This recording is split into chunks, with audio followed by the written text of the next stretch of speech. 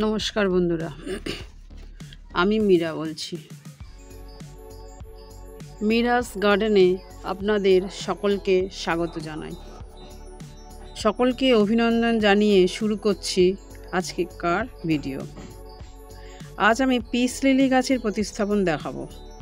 এই গাছটি আমার বন্ধুর মেয়ের কাছ থেকে নিয়েছি। সেও কোনো একটা জায়গা থেকে কালেক্ট করেছে, তো তার কাছ থেকে আমি এটা নিয়েছি।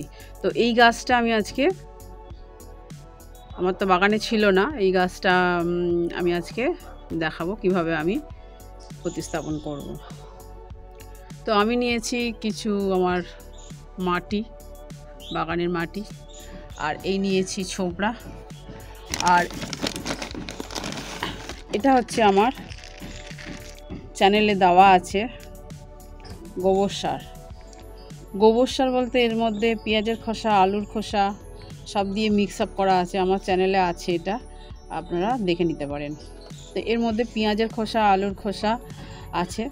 তো তার মধ্যে তো অনেক গুণাগুণ, পটাশ আছে, তারপরে ক্যালসিয়ামও আছে, তো এর মধ্যে হাড়ের গুঁড়োও আছে। তো এই জন্য এর মধ্যে আর কিছু মেশাবো না। এটা মাটি, এটা ওই গোবর সার, আর এই কিছু নিয়েছি ছোবড়া, যেটা আমরা এই দেখুন, এটা একটা মশারি ছেঁড়া দিয়ে রেখেছি যাতে ওই ড্রামের যে ফুটোগুলো আছে জল বেরিয়ে যাওয়ার, সেটার উপর দিয়ে দিয়েছি। তার উপরে এটা দিয়ে দেব। এই যে গোবর সারটা আছে, এই গোবর সারটার সঙ্গে আমি মাটিটা একটু মিশিয়ে নেব।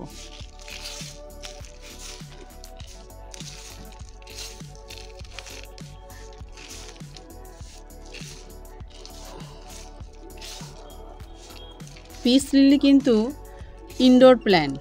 এটা প্রচুর রোদ্রে রাখা যাবে না, বেশি জলও দেওয়া যাবে না। তো একে সেইভাবে মাটিটা তৈরি করতে হবে। একদম ঝুরঝুরে মাটি দেখতে পাচ্ছেন, একদম ঝুরঝুরে মাটি। তো এই ঝুরঝুরে মাটিতে ওকে বসাতে হবে। তো মাটিটা দিয়ে দিলাম।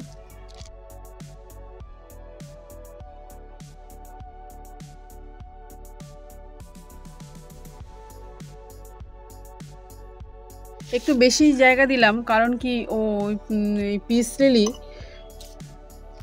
লিলি কি গাছের এই সাইড থেকে ব্রাঞ্চ বের করে আবার নতুন চারা গজায়, তাই জন্য ওকে একটু বেশি বড় জায়গায় দিলাম, যাতে ওর পাশের থেকে ও শাখা পোশাখা বের করে যাতে তাড়াতাড়ি বড় হতে পারে, সেই জন্য ওকে একটু বড় জায়গায় দিলাম।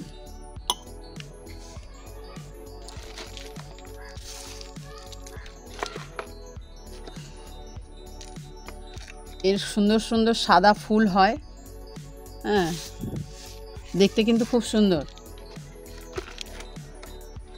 খাবার একে বেশি দেব না, যেটুকু মাটিতে আছে সেইটুকুই আগে বসুক, তারপরে ওকে আবার আমি তরল সার দেবো। এখন 25 থেকে 30 দিন মতো আমি ওকে শুধু প্লেন জল দিয়েই তো বড় করব। তো আজ এই পর্যন্ত, টাটা।